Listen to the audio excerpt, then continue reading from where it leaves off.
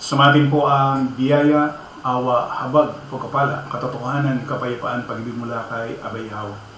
Isang magandang araw po sa bawat isa. ETWC, Expose Dos Buko Antradit. At ang ating paksa sa araw na ito ay hinggil po doon sa aral ni Ginoong Soriano ayon doon sa kanyang paliwanag doon sa Juan 10:30. Ano ba ang sinasabi niya? Tunghayan po natin. Anong ating kapatid sa Bisaya? Sa 10:30 ng Juan, iisa lang ba ang Diyos? Ang sagot, marami. Iisa lang daw ba ang Diyos? Sagot niya marami. No? Panginoon, marami rin. Maraming Panginoon. Si Kristo ay Panginoon, yung Ama niya ay Panginoon, si Kristo ay Diyos, yung Ama niya ay Diyos. So, kung yung Ama ay Diyos, yung Kristo ay Diyos, lalabas doon sa aral ni Ginoong Soriano at sa iba pong mga reliyon, tama yung sinasabi nila na maraming Diyos. Tuloy pa ho natin. Ngayon, ang tanong doon, alam ko kung ano ibig sabihin eh. Si Kristo rin ba ang Ama? Yun ang tanong doon eh. Hindi niya lang ma-express sa Tagalog eh. Kasi sabi ni Kristo, ako at ang Ama ay iisa. Ang paliwanag ng mga born again, pag binasa raw na ako at ang Ama ay iisa, si Kristo rin daw yung Ama. Born again daw ang may sabi. Pero sabi niya, Mali yun. Mali yun. Sinangkalan niya yung born again, tapos sinabi niya, mali yun. Sana ang sinabi niya, ako rin ang Ama. So, dinagdagan niya. Dinagdagan niya yung nakasulat doon sa Juan 10:30. Kasi yung salitang ako rin, dagdag yun. No? Anak, gano'n. Ang sabi niya, ako at ang Ama ay isa. It doesn't follow. So, dinugtungan na naman niya. Nagsimula siya doon sa ako rin. Dagdag. Tapos, dinagdagan na naman niya nito. When he said that I and my Father are one, it doesn't follow that he also is the Father and the Father is the Son. No? Sabi niya, so tutol siya. Alam naman natin, lahat naman ng reliyon, ganyan din ang aral. Tutol sila doon sa ako at ang Ama ay isa. Ngayon, pakinggan naman natin yung sinasabi ng katotohanan. Teka, sino ba yung katotohanan? Kasi sabi doon sa 14:6 ng Juan, sumagot si Yahwasya, ako ang daan ng katotohanan at ang buhay, walang makararating sa Ama kundi sa pamagitan ko. So siya yung daan, siya yung katotohanan. Ibig sabihin, lahat ng sasabihin niya, totoo. Kasi siya yung katotohanan eh. Lahat ng sasabihin niya, totoo. Doon bang banggitin niya na ako at ang Ama ay isa? Ganon din ba ang paliwanag niya na katulad noong sinasabi ni Soriano? Hindi ho. Malayo ho. Kasi alam naman natin na ang tao sinungaling eh. Di ba? Ang tao sinungaling. Kahit sino po yan, kahit nasabihin po natin siya isang ministro, pastor, obispo, o kung sino mang mangangaral, sinungaling mo yan. No? Kaya nga ang ating batayan ay kung ano yung nakasulat, yun ang dapat sundin. Ngayon, ako at ang Ama ay isa, sabi niya. Wala naman siyang sinasabi na katulad ng sinasabi ni Ginoong Soriano. Yung dugtungan mo pa na ako ay siya rin. Hindi na kailangan eh. Kasi siya na nga yung katotohanan eh. Ngayon, dalawa lang yan. Either na maniniwala ka or makikinig ka doon sa kanyang tinig. Kasi ang sabi doon sa Juan 18:37, sinabi nga sa kanya ni Pilato, ikaw nga bagay hari. Sumagot si Yahwasya, ikaw ang nagsasabing ako'y hari. Ako ipinanganak dahil dito ako naparito sa sanlibutan upang bigyang patotoo ang katotohanan.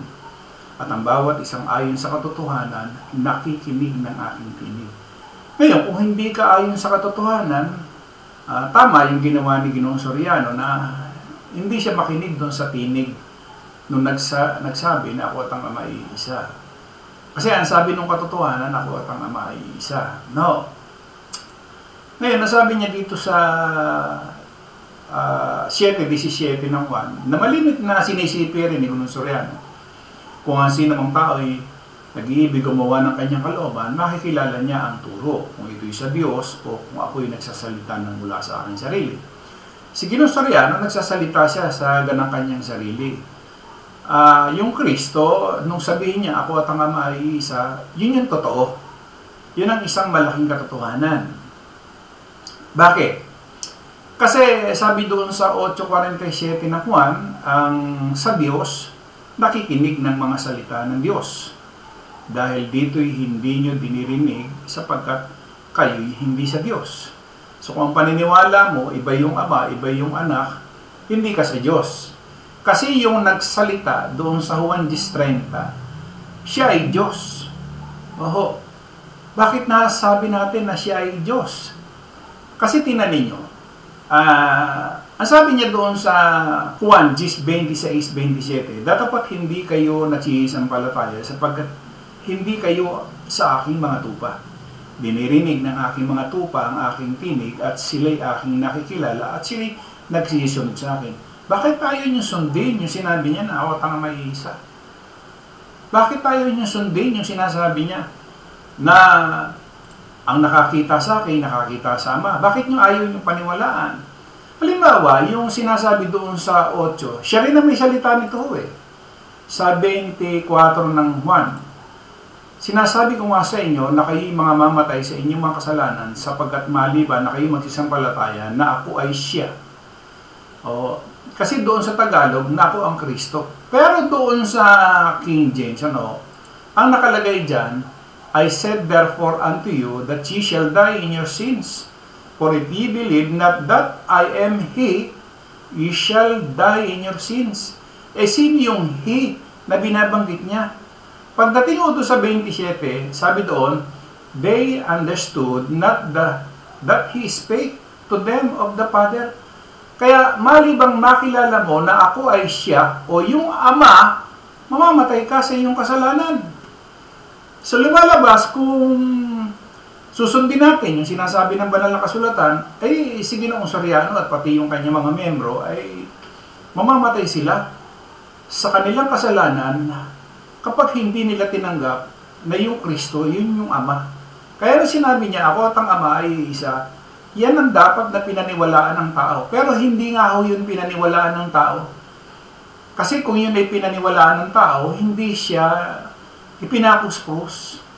Di ba? Hindi siya ipinako dahil kung ang paniniwala mo, ako at ang Ama ay isa.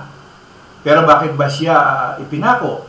Kasi nga, kontra yung mga Hudyo doon sa sinasabi niya Di ba?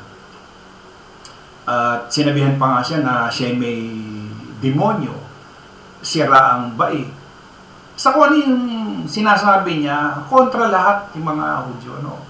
So, dito pa lamang sa paksang ito, may pinaniniwalaan ni Ginoong Soriano ayon sa kanyang sariling opinion, sariling paniniwala, kontra yan doon sa sinasabi noong katotohanan. Siya yung katotohanan Diba sinasabi nga ho niya? Doon sa 18:37 ng 1, ulitin ko lang ang bawat isang ayon sa katotohanan nakikinig ng aking tinig. Diba? Kung hindi ka nakikinig doon sa kanyang tinig, hindi ka sa katotohanan. Diba? Maliwanag yung sinasabi niya sa Juan 10:30 na sa paniniwala ni Ginoong Soriano, iba doon sa sinasabi noong katotohanan. So, dalawa lang mo yan.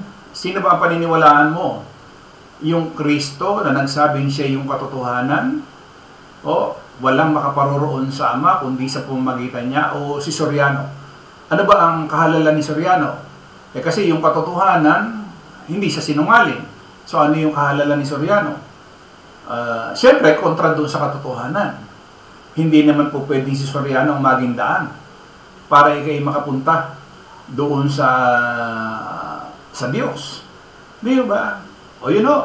So, mas paniniwalaan ko yung nagsalita doon sa ako at ang Ama ay isa kaysa doon sa nagsasalita na iba yung Ama, iba yung Anak. No? Muli maraming salamat. Isang magandang araw po sa bawat isa.